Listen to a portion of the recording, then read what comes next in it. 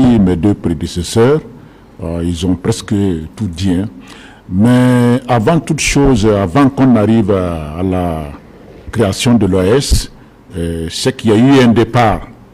Et le départ est que il y a eu des gens qui ont travaillé. C'est une occasion pour moi, pour ce premier anniversaire de la création de l'OAS, de m'incliner sur la mémoire de ceux-là, les Maliens, les Burkinabés, les Nigériens, en un mot, le peuple, la population des États de l'AES, qui se sont donné leur poitrine et qui ont donné leur vie pour que nous arrivions à là. Je m'incline sur leur mémoire et je souhaite prendre établissement à ceux-là qui sont au front en train de lutter, de se combattre. Vraiment, je les soutiens, nos VDP, nos FDS. Grâce à eux que nous sommes ici aujourd'hui dans la capitale pour manifester, pour célébrer ce premier anniversaire. Bon, j'ai dit tantôt sans trop monopoliser la parole, mes prédécesseurs ont tout dit. Moi, j'ai dit la dernière fois, le président du Faso, son excellent, le capitaine Ibrahim Traoré, l'a si bien dit. Le président Macron est un mal nécessaire pour nous. Et comme l'a dit le Nava, je suis ravi d'entendre cela. Moi, je souhaiterais même que si la CEDEAO encore peut ajouter des sanctions, ça va nous amener quand même à aller de l'avant. Et Henri Crochet, il a fait un exemple. Moi, il a pris un exemple tout de suite qui me va droit au cœur et que je l'ai toujours dit. Et j'ai discuté avec des gens, même dans les QG.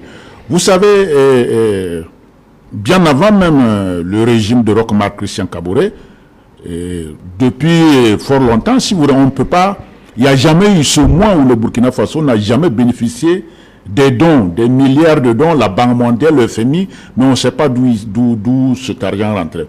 Et vous prenez en 2 mois de gestion du capitaine Ibrahim Traoré, les aides ont été gelées, on a gelé les aides, on n'a pas reçu un franc, mais c'est subitement en ce moment que le Burkina Faso a eu des moyens financiers pour s'armer et lutter contre ce bandit, ce terrorisme international qui nous a été imposé.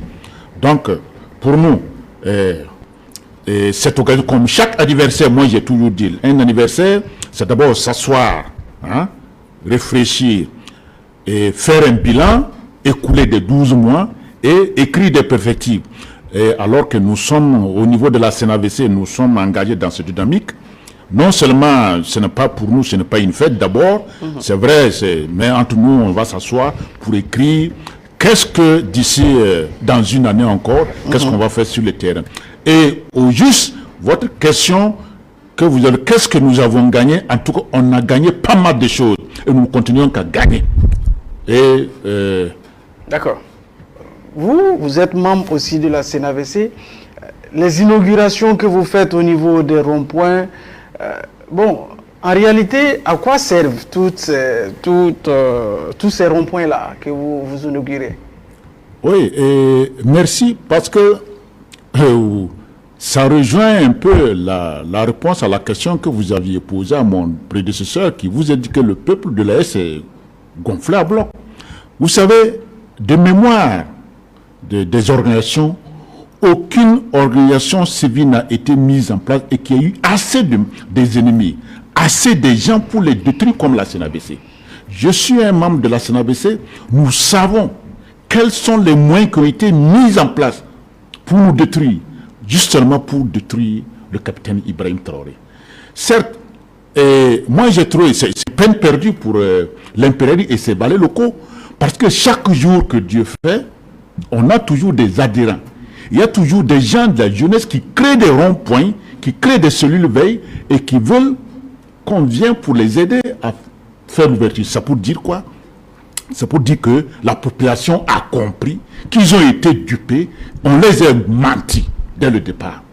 Donc, avant de venir ici, j'ai fait un crochet, pas au rond-point, au lieu de meeting, parce que j'ai quitté dans un rond-point à 5 h du matin, foncé au lieu de meeting. Qu'est-ce que vous faites exactement quand vous êtes dans le rond-point? Mais on dit la veille citoyenne. La veille citoyenne, oui. C'est qui consiste à quoi? Ça consiste à protéger nos institutions, à protéger notre territoire en cas d'agression. Parce qu'on ne sait jamais. Vous savez, l'impérialisme a toujours ses valets locaux dans tout, partout sur ce territoire. Parce que, comme m'a toujours dit moi mon père spirituel, il y a deux gains en quelque sorte sur cette terre. Voilà, donc j'ai gagné ma vie et j'ai gagné dans ma vie, c'est deux gains qui diffèrent. C'est ça. Donc, il y a des apatrides qui veulent plutôt gagner dans la vie et ne pas gagner leur vie. Donc, le meeting que la CNAVC organise aujourd'hui, c'est un message que vous envoyez à ceux que vous appelez apatrides. Nous envoyons trois messages. Trois messages. À travers ce meeting.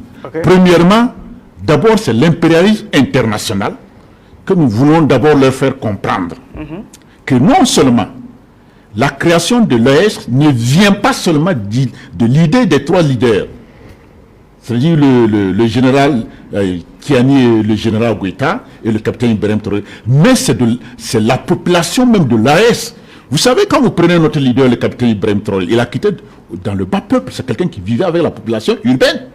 Donc, avant d'arriver, il connaissait déjà les aspirations du peuple burkinabé. Alors, quand il est arrivé, il savait très bien que la CEDEAO était vomi, personne n'en voulait de cette CEDEAO. Comme on disait CEDEAO des peuples qui était devenu, entre guillemets, le syndicat des chefs d'État de la CEDEAO, qui ne défendait que leurs propres intérêts et ils s'en fichaient pas mal de la population.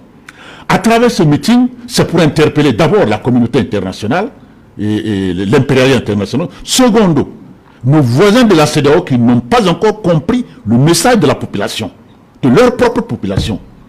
Et tierceau, les apatrides qui sont de convenance avec l'impérialisme international pour nous détruire, en réalité pour détruire le peuple burkinabé. Mais c'est peine perdue pour eux, parce que nous marchons toujours tout droit. Et j'ai toujours dit, et rassuré à son excellent le capitaine Ibrahim Traoré, tant qu'il est là, la CNAVC est là, et pour l'accompagner toujours. Et tant que la CNAVC est là, Ibrahim Traoré est là. Parce que nous, au sein de la CNAVC, nous avons compris le message que nos trois dirigeants nous ont donné. Sauf les apatrides qui n'ont pas encore compris. D'accord. D'accord.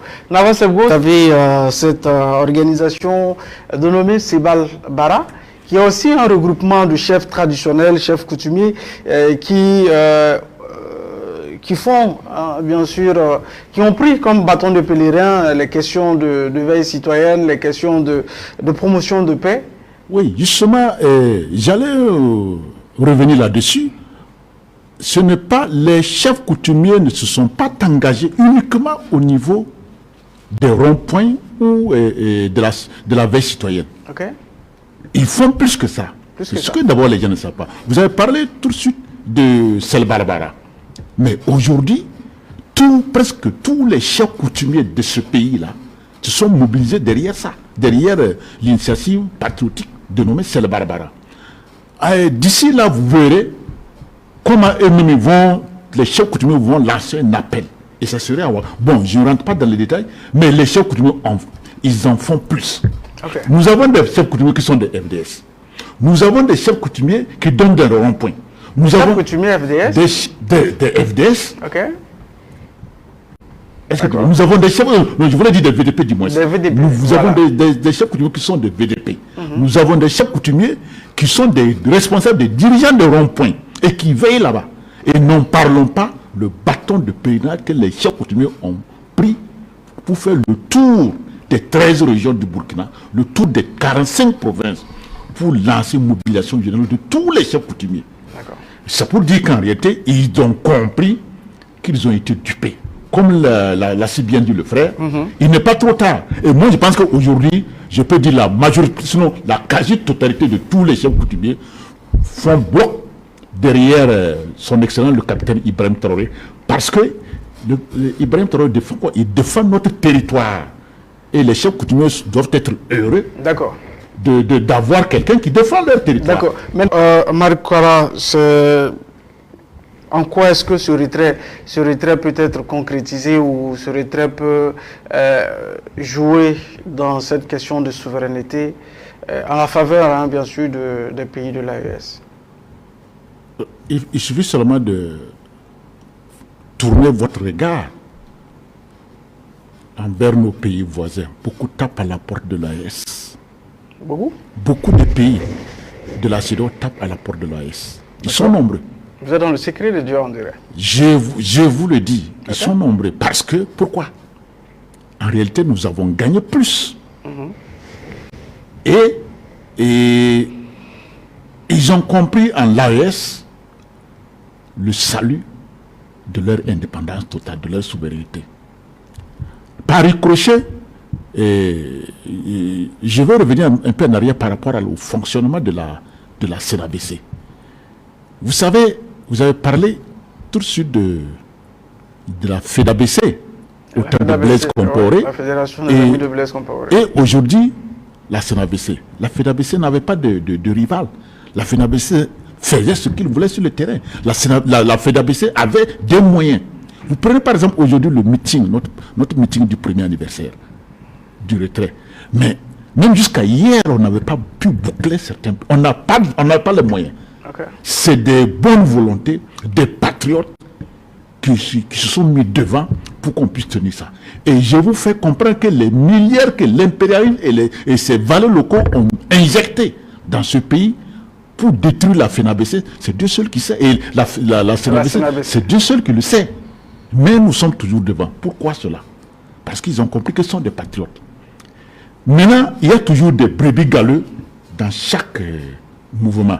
Certes, la bagarre de leadership chez nous, ça existe. Qui conduit certains même en prison. Ça existe, ça, je ne peux pas le mentir. Il faut qu'on se dise la vérité. Je suis de la CNAVC, ça existe.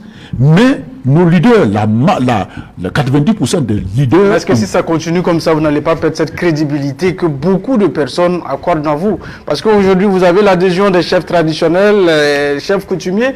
Mais si ça continue, est-ce que...